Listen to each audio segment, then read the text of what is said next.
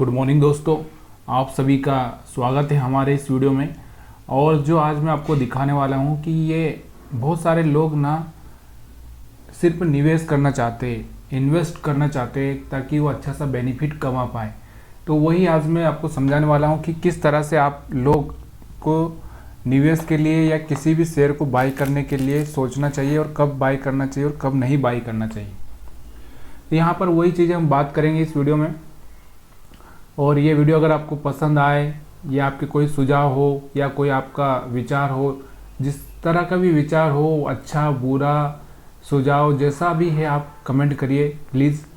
तो यहाँ पर आप देखेंगे जो मैंने सेटिंग लगा रखी है वो सेटिंग तो मैं आपको बाद में बताऊँगा, लेकिन पहले हम लोग यहाँ पर जानेंगे कि ये सेटिंग किस तरह से काम करती है और क्या क्या चीज़ें यहाँ पर है। तो पहले हम लोग सेटिंग बाद में देखेंगे लास्ट में, पहले हम लोग इस चीज़ को समझ लेते हैं। क्योंकि बहुत सारे लोगों को क्या लगता है कि यार उनको सब पता है और वो पता में कुछ भी नहीं कर पाते हैं। इसलिए प्लीज़ यार पहले ना वीडियो को देखिए, समझिए। अगर वीडियो पसंद ना आए, वीडियो में अगर आपको कुछ गलत लगे तो कमेंट करिए, कोई बात नहीं है। कि ऐसा नहीं है कि मैं इस दुनिया में अकेला हूँ जो आपको समझा सकता हूँ, और वो लाखों लोग हैं जो यहाँ पर आपको बता सकते हैं, समझा सकते हैं। और आप खुद ही इतने बुद्धिमान हैं कि आप अपने हिसाब से खुद के लिए क्या सही है वो आप डिसीजन ले सकते हैं। तो इस वीडियो में यहाँ पर मैं आपको बताऊंगा, एक मैंने मूविंग एवरेज लगाया है। यहाँ पर जो मूविंग एवरेज दिख रहा है आपको, और यहाँ पर जो आपको दिख रहा होगा ये MACD है, और यहाँ पे RSI है। यहाँ पर आप देख सकते हैं RSI, MACD और मूविंग एवरेज, ये तीन चीज़ हैं और तीनों ही काफ़ी है अगर आप सही इन्वेस्टमेंट करना चाहते हैं। तो पहली हमारी जो कंडीशन होगी, अब मैं इसको थोड़ा सा छोटा करता हूँ और यहाँ पर जो मैंने यहाँ पर जो टाइम फ्रेम लिया है वो भी मैं आपको बता देता हूँ। 1 डे का टाइम फ्रेम है, क्योंकि हम इन्वेस्टमेंट करने की बात कर रहे हैं। इसमें 1 महीना, 2 महीना, 3 महीने हमारा टाइम पीरियड रहेगा। और यहाँ पर जो अभी जो हम चार्ट देख रहे हैं वो एक्सिस बैंक का देख रहे हैं। ऐसा नहीं कि एक्सिस बैंक का ही ज़रूरी है, किसी का भी आप चार्ट ले सकते हैं। तो यहाँ पर सेटिंग की तो हम बाद में बात करेंगे। अब पहले हम लोग इस चीज़ को देखते हैं कि क्या सच में ये स्ट्रेटजी है या जो भी है ये काम करती है क्या कि नहीं करती है। तो यहाँ पर आप देखेंगे, पहले हम बाइंग में ही चलेंगे। यहाँ पर आपको दिख रहा होगा कि यहाँ पर जो मूविंग एवरेज के ऊपर है ना प्राइस क्लोज हो रही है। ये मूविंग एवरेज के ऊपर क्या हो रही है, प्राइस क्लोज हो रही है। तो पहली कंडीशन क्या है हमारी, मूविंग एवरेज के ऊपर प्राइस को क्लोज करना चाहिए। ठीक है। अब यहाँ पर हम देखेंगे कि MACD क्या बोल रहे हैं। MACD की अगर हम बात करते हैं तो यहाँ पर देखिए MACD का क्रॉस ओवर तो यहाँ से ही हो चुका है। और जो ये बार्स हैं, ये जो बार्स है ये कहाँ पे बन रहे हैं, ऊपर बन रहे हैं। थोड़ा सा और मैं क्लियर दिखाता हूँ आपको। हाँ, अब ये जो बार्स है ना यहाँ से ऊपर बनने लगे हैं। लेकिन हम लोग कहाँ पे, जब हमारा ये जो प्राइस के ऊपर क्लोज हो जाएगा यहाँ पर हम देखें, उसके साथ में अब RSI पहले देखेंगे हम लोग। तो RSI नीचे था, जब RSI इस एरिया में आ जाएगा और इस एरिया में आकर कंफर्म भी कर देगा। एक बार तो टेस्ट किया, फिर उसके बाद में फिर कंफर्म किया। यहाँ पर भी RSI ने क्या किया था, एक बार ऊपर आया, यहाँ पर कंफर्म किया है। एक बार यहाँ से फिर से डाउन ट्रेंड होने लगा था, लेकिन फिर से प्राइस इसके नीचे चली जाती है तो हम लोग क्या करते, हम एग्जिट कर जाते इस ट्रेड से, या फिर हम ये ट्रेड लेते नहीं, या लेते तो सेल साइड में लेते। मेरा कहने का मतलब क्या है कि प्राइस अगर इसके नीचे क्लोज हो जाती तो मैं इसको छेड़ कुछ भी नहीं करता, हाथ ही नहीं लगाता। और अगर प्राइस इसके ऊपर है और यहाँ पर भी एक सिग्नल मिल रहा है और यहाँ पर भी एक सिग्नल मिल रहा है, तो दोनों ही सिग्नल मेरे को मिल रहे हैं, तो मैं यहाँ पे इन्वेस्टमेंट कर सकता हूँ। अब कब करूँगा इन्वेस्टमेंट, देखिए मेरे को यहाँ पे इन्वेस्टमेंट करना है तो या इस कैंडल पे मैं करता हूँ, या ये हायर हाई ब्रेक होने के बाद मैं करता हूँ इस कैंडल पे। तो मैं क्या करूँगा, यहाँ इस उससे पहले वाली कैंडल का स्टॉप लॉस लगा लूँगा, या हो सके तो और मैं थोड़ा सा अच्छा ट्रेडर हूँ तो यहाँ पर लगा सकता हूँ। तो इस तरह से आप यहाँ पे अब ट्रेड कर सकते थे। यहाँ पर अगर आपको समझ में नहीं आ रहा है तो प्लीज़ कमेंट करिए। फिर से मैं एक बार बता देता हूँ कि मान लीजिए यहाँ पर ब्रेकआउट पे आप ट्रेड कर रहे हो, तो यहाँ पर आपने ट्रेड लिया है, यहाँ पर इस कैंडल को देख के यहाँ पर ट्रेड लिया है, तो आपको यहाँ का स्टॉप लॉस लगाना है। फिर से मैं आपको लिख के बताता हूँ, ठीक से समझ में आएगा। थोड़ा सा मैं इसको बड़ा करता हूँ ताकि और समझ में आएगा आपको। अब यहाँ पर हम लोग देखते हैं कि ये जो ब्रेकआउट हुआ है, यहाँ पर आप देखेंगे ब्रेकआउट हुआ है, तो ये कैंडल पे आपने देखा होगा कि ब्रेकआउट हो रहा है। अगर इस कैंडल पे आप बाय कर रहे हैं तो इसके नीचे का, अगर इस पे आपने बाय किया है, यहाँ पर बाय किया है, तो आप कहाँ का स्टॉप लॉस लगाएंगे। फिर से एक बार, बाय कहाँ किया आपने, इस कैंडल पे बाय। स्टॉप लॉस कहाँ का लगाना है आपको, ये वाले कैंडल के लो का, लो का है, चाहे 1-2 रुपया आप 1-2 पॉइंट आप नीचे ऊपर भी कर सकते हैं, लेकिन स्टॉप लॉस अपना क्लियर रहे। इसमें कोई भी समझौता नहीं करना है, इस बात का ध्यान रखना है। और यहाँ से कंफर्म करना 1, 2 और यहाँ पर ये 3, ठीक है। ये ब्रेकआउट और ये भी प्राइस भी इसके ऊपर क्लोज, चाहे तो आप यहाँ पर भी बाय कर सकते हैं, यहाँ का स्टॉप लॉस रख सकते हैं। और भी हम लोग ट्रेड देखेंगे पीछे की साइड में।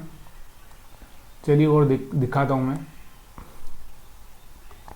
देखिए शेयर मार्केट का खेल ही ऐसा है जहाँ पे रिस्क मैनेज करनी होती है।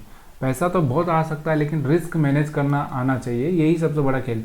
देखिए यहाँ पर अगर हम बात करें तो सेल साइड में सिग्नल यहाँ से ही बन रहा है, यहाँ से भी, यहाँ पर भी बना है, ये बार से नीचे की साइड में क्लोज हो रहे हैं, ये भी यहाँ से नीचे की साइड में चालू हो गया है।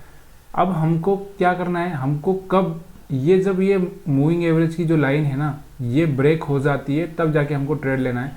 तो यहाँ पे कहीं पे आपने ट्रेड लिया होगा तो एक अच्छा सा बेनिफिट आपको यहाँ पर सेल साइड में मिला। सेल साइड में तो ऑप्शन में हम जा सकते हैं, बाकी नॉर्मल में तो सेल कर ही नहीं सकते। तो यहाँ पर ये आपको समझ में आया होगा। और भी हम लोग पीछे चलते हैं। बिल्कुल क्लियर चीज़ें हैं और क्लियर चीज़ों को थोड़ा सा सोचना ज़रूरी है। यहाँ पर देखेंगे अगर हम लोग, तो यहाँ पर तो ये ब्रेक हो चुका था, यहाँ प्राइस ऊपर ही चल रहा था, लेकिन यहाँ पर एक ये कैंसिल हो गया, ये तो राइट है, ये ओके नहीं है और ये भी ओके नहीं है, तो हम यहाँ पर ट्रेड कैंसिल करेंगे।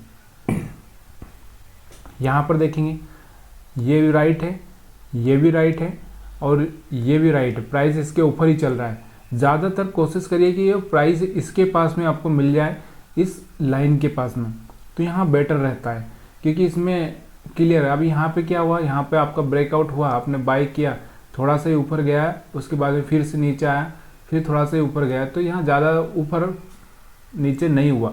यहाँ से अगर प्राइस इसके पास में मिल जाता है तो एक थोड़ा सा बड़ा लंबा टारगेट आपको मिल सकता है। तो यहाँ पर आपको समझ में आया।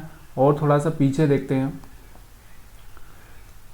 देखिए मैं कोई भी यहाँ पे स्किप नहीं कर रहा हूँ, ऐसा नहीं है कि मैं खाली वहीं दिखा रहा हूँ आपको, यहाँ पर मैं आपको पूरा ही दिखा रहा हूँ, पूरा चार्ट दिखा रहा हूँ। ऐसा नहीं कि यहाँ थोड़ा सा मैं दिखा रहा हूँ आपको। चलिए यहाँ पर दिखा देता हूँ मैं। यहाँ पर देखिए प्राइस ने क्या किया, इसके ऊपर क्लोजिंग दे दी है। और यहाँ पर अगर हम बार से देखें या क्रॉस ओवर देखें तो यहाँ पर भी सही चीज़ें हुई है, यहाँ पर भी सही हुई है, और यहाँ पर भी अगर हम देखें तो यहाँ पर भी सही हुई है। यानी कि 3 सिग्नल यहाँ पर आपको मिले हैं, 3 सिग्नल बाय के, तीनों सिग्नल ने आपको एक साथ बाय कर दिया है, तो अब तीनों में आप बाय कर सकते हैं। अब यहाँ पर आप देखेंगे तो अगर क्या है कि यहाँ का स्टॉप लॉस रखना है आपको, यहाँ का ये कैंडल देख के आपने इस पर बाय किया होगा, यहाँ पे आपने बाय किया होगा, तो इसके नीचे का स्टॉप लॉस, ज़्यादा अगर कोई रिस्क ले सकता है तो यहाँ का स्टॉप लॉस रख सकता है। देखिए स्टॉप लॉस के साथ में ना कभी भी समझौता मत करिए।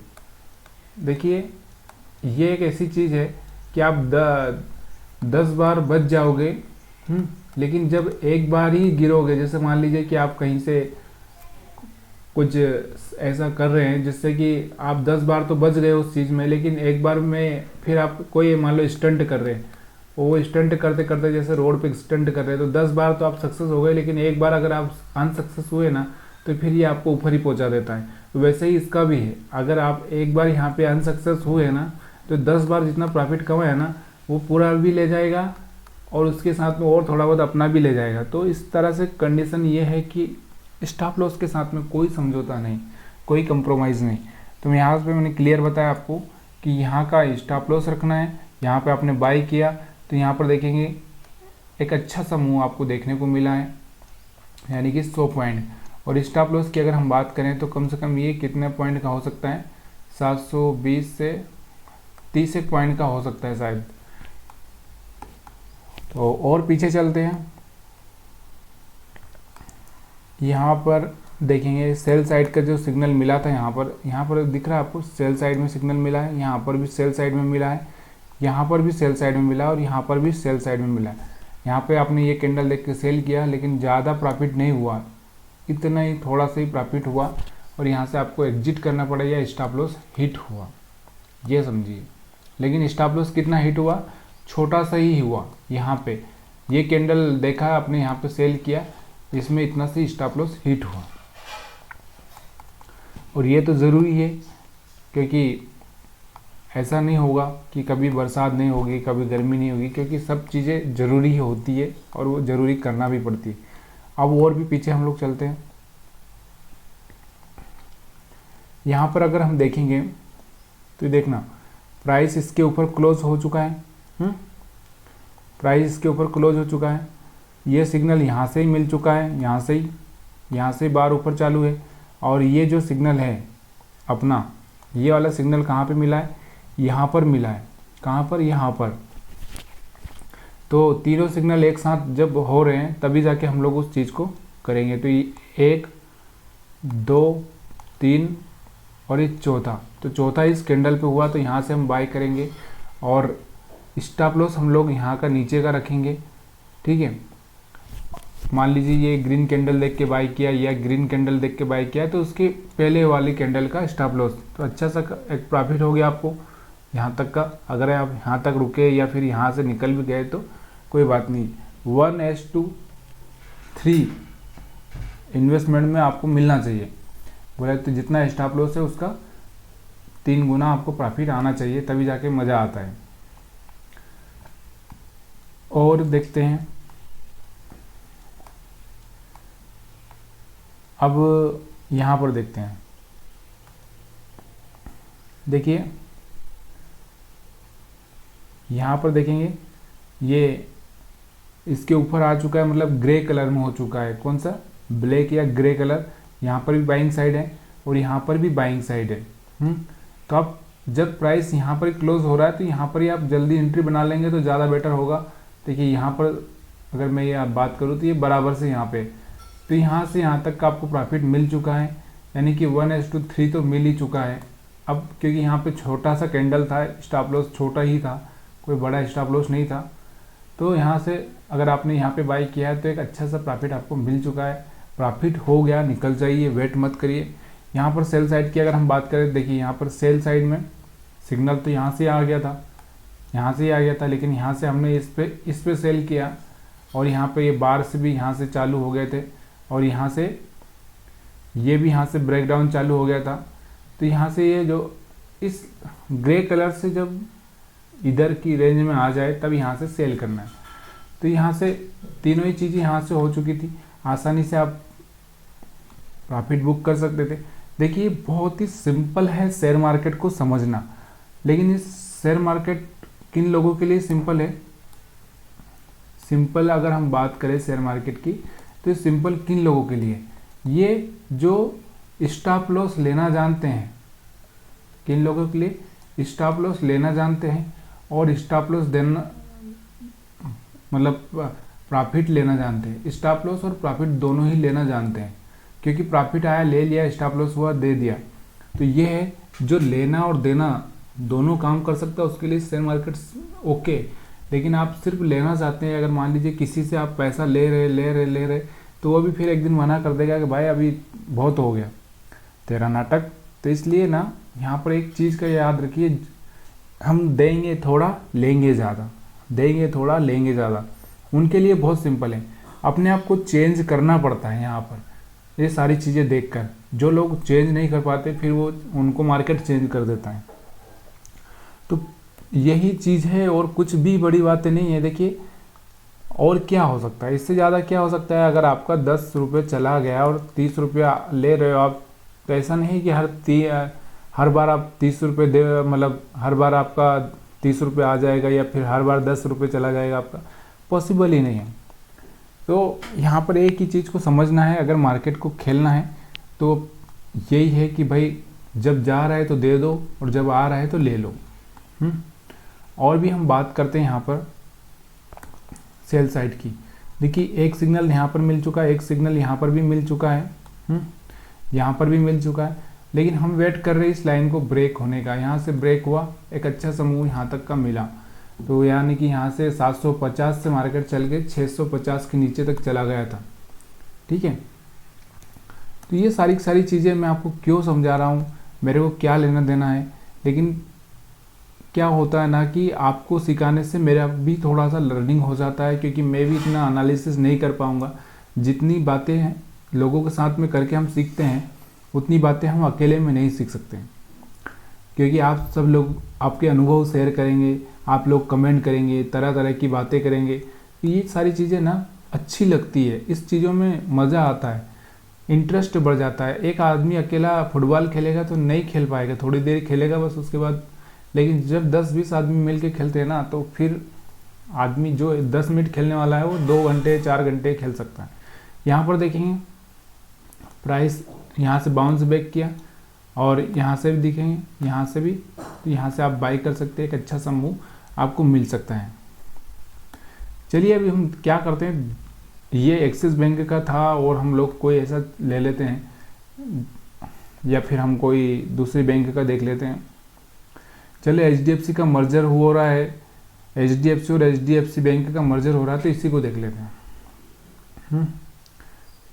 क्योंकि इनके बीच में खबरें भी आ रही हैं। तो अभी यहाँ पर देखेंगे, देखिए खबरें जब से आने लगी है ना, तब से देखिए खबरें जब से लीक होने लगी थी तब से यहाँ से चालू है, और यहाँ से जाके यहाँ से देखिए प्राइस इसके ऊपर क्लोज हुआ 1650 से 1700, यानी कि 50 रुपये बढ़ चुका है। 1700 पे क्लोजिंग दे दी इसने, 1650 से लेकर 1700 हो चुका है, 50 रुपये आपको मिल चुके हैं। अगर मैं आपको बात करूँ कि 50 रुपये कितना परसेंट है 1650 का, क्योंकि आपने तो 1650 पे लिया था, अगर यहाँ पे मैं परसेंटेज निकालूँ तो ये 0 से ये 0 काट देता हूँ मैं, और किस तरह से, अगर मैं यहाँ से 5 से ब्रेक करता हूँ, 5 और यहाँ पे 3 और 3 33, तो इस तरह से अगर मैं निकालता हूँ तो यहाँ पर कितना हो सकता है, करीबन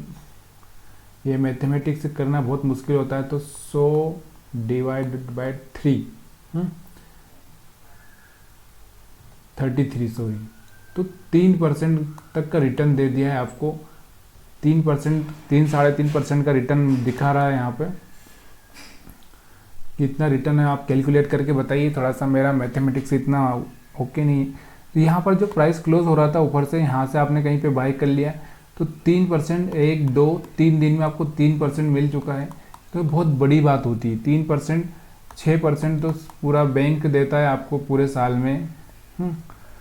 म्यूचुअल फंड अगर 12% देते हैं पूरे साल में, 12 से 15%, तो आपको तो 3 दिन में 3% मिल रहा है, और क्या चाहिए।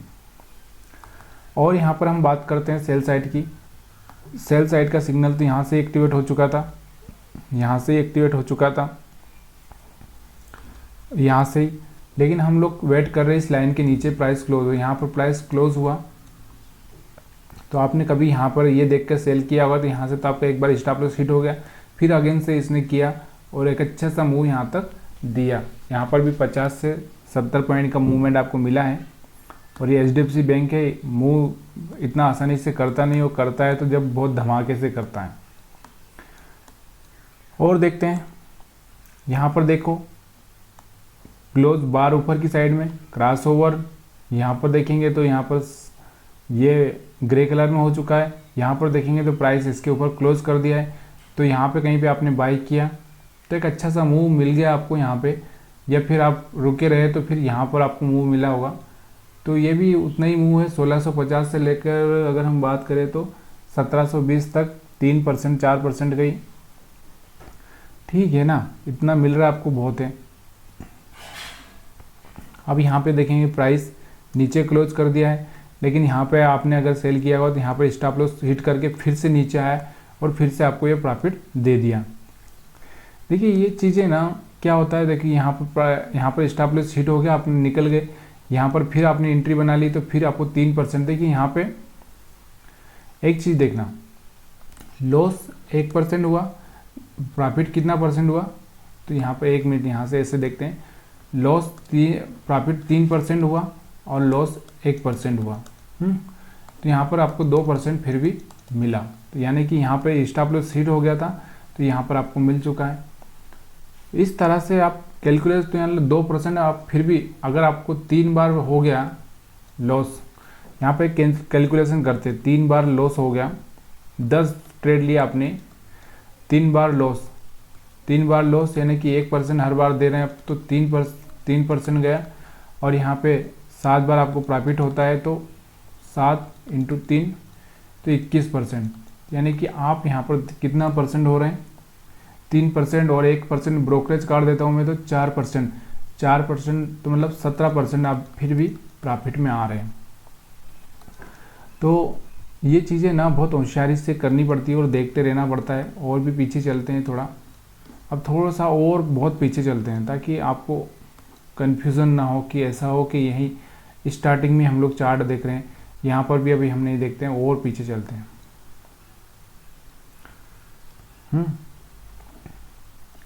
चलिए यहाँ से ले लेते हैं। तो यहाँ पर देखना, प्राइस ऊपर क्लोज हो रहा था, यहाँ से भी सिग्नल था, लेकिन यहाँ से सिग्नल नहीं हुआ था, लेकिन आपने ट्रेड ले लिया, तो फिर से आपका स्टॉप लॉस हिट हुआ होगा, और फिर यहाँ से फिर आपने ट्रेड लिया होगा, यहाँ से, तो यहाँ से आपको प्रॉफिट अच्छा खासा मिल चुका है।